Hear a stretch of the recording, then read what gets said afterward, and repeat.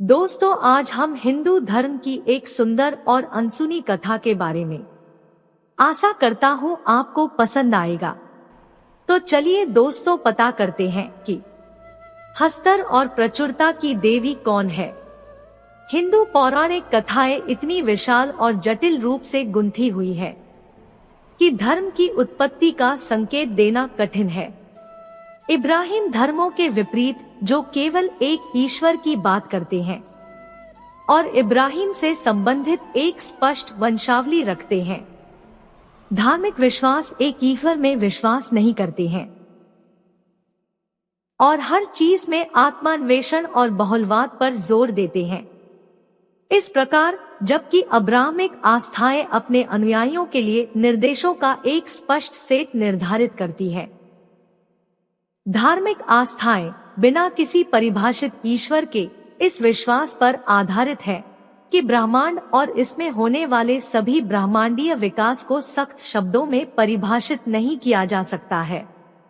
यह बहुलवाद के कारण ही है कि हिंदू धर्म धार्मिक आस्थाओं में सबसे बड़ा और सबसे पुराना जीवित माना जाता है कि इसमें लगभग 33 करोड़ देवता है। तुम्बाड़ इस पौराणिक कथा का उपयोग इसकी कई शाखाओं के साथ एक शक्तिशाली डरावनी कहानी पेश करने के लिए करता है, जो मनुष्य को मुख्य पापी के रूप में दिखाती है। फिल्म के अनुसार हिंदू धर्म के सभी देवता बहुतायत की देवी के बेटे और बेटियां थे, जो उनके गर्भ से पैदा हुए थे, जिसका प्रतिनिधित्व पृथ्वी करती है। तुम्बाड़ की भरपूर देवी की पहली संतान हस्तर थी। कहानी के अनुसार हस्तर ने देखा कि कैसे उसकी मां ने मानव जाति के लिए धन सोने के रूप में और भोजन अनाज के रूप में बनाया, लेकिन हस्तर लालची था और वह सब कुछ अपने लिए चाहता था। उसके भाई बहनों सभी देवी देवताओं ने उसे सोने पर नियंत्रण करने की अनुमति दी। अन्य देवताओं के लिए सोना लालच की अभिव्यक्ति था और मानव जाति के ज्ञान के लिए बेकार था, लेकिन हस्तर का लालच बेहद बढ़ गया। सोना अपने पास मजबूती से रखने के बाद हस्तर भोजन के लिए गया। इस बार अन्य देवताओं ने उसका रास्ता रोका, युद्ध किया और उसे नष्ट कर दिया। एक मां होने के नाते बहुतायत की देवी को हस्तर पर दया आ गई और उसने उसे बचाने का फैसला किया। एक शर्त पर मानव जाति कभी भी उसकी पूजा नहीं करेगी और वह हमेशा एक निर्वासित इकाई की तरह जीवित रहेगी। आखिरकार बहुतायत की देवी ने उसे धरती की गहराई में अपने गर्भ में कैद कर लिया, जहां हस्तर रहता रहा। विशाल हिंदू पौराणिक कथाओं में सभी के लिए जगह है। इससे भी महत्वपूर्ण बात यह है कि धर्म स्वयं विभिन्न विश्वास प्रणालियों से विकसित हुआ है, जहां कोई भी एक ईश्वर दूसरे से श्रेष्ठ नहीं है। पहले पूजे जाने वाले असंख्य देवता अब नहीं पूजे जाते। उदाहरण के लिए, इंद्र वैदिक काल में पूजे जाने वाले प्रमुख देवताओं में से एक थे, जिनकी ऋग्वेद के 250 भजनों में प्रशंसा की गई है। आज इंद्र या उनके एक रूप की पूजा तमिलनाडु के केवल कुछ हिस्सों में की जाती है। हिंदू धर्म में देवताओं की प्रमुखता महत्वपूर्ण नहीं है, जो महत्वपूर्ण है वह जीवन का धार्मिक तरीका है। यह अनूठी विशेषता है जो हिंदू धर्म को दुनिया का सबसे बड़ा धर्म बनाती है, जो सक्रिय रूप से बहुलवाद का पालन करता है। इस प्रकार हिंदू पौराणिक कथाओं में हस्तर का अस्तित्व था या नहीं, यह आस्तिक पर निर्भर है।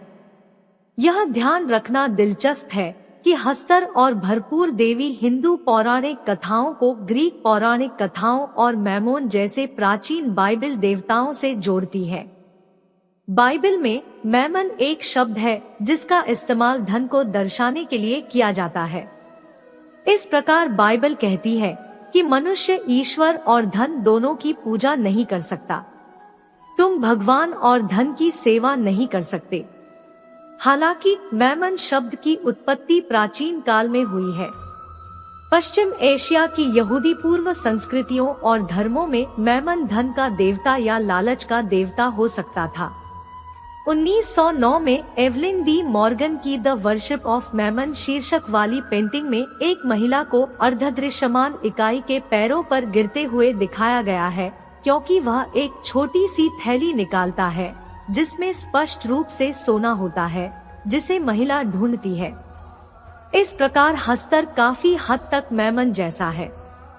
तुम्बाड़ की देवी ऑफ प्लेंटी ग्रीक पौराणिक कथाओं की गैया के समान दिखाई देती है, पृथ्वी का मानवीकरण जिसने टाइटन्स को जन्म दिया, जिसने बदले में ज़ीउस सहित पौराणिक ग्रीक देवताओं को जन्म दिया। हिंदू पौराणिक कथाओं में भी देवताओं की माता अदिति है। हिंदू पौराणिक कथाओं के अनुसार अदिति ने इंद्र सहित सभी ऋग्वैदिक देवताओं, आदित्य के नाम से जाने जाते हैं, को जन्म दिया और कुछ ग्रंथों के अनुसार भगवान विष्णु के वामन अवतार को भी जन्म दिया। प्राचीन यूनानी, रोमन, मिस्र और सुमेरियन धर्मों में हिंदू धर्म से काफी समानताएं थी। इस प्रकार सभी धर्मों की उत्पत्ति की कहानी कुछ कुछ समान है, जिसमें एक सर्वशक्तिशाली देवी और ब्रह्मांडीय अभिव्यक्तियां शामिल है। तुम्बाड़ स्पष्ट रूप से मनुष्यों के दिलों में अतृप्त लालच को दर्शाता है और कैसे वह जो दुष्ट है वह अपनी प्यास बुझाने के लिए उस लालच में हेरफेर कर सकता है।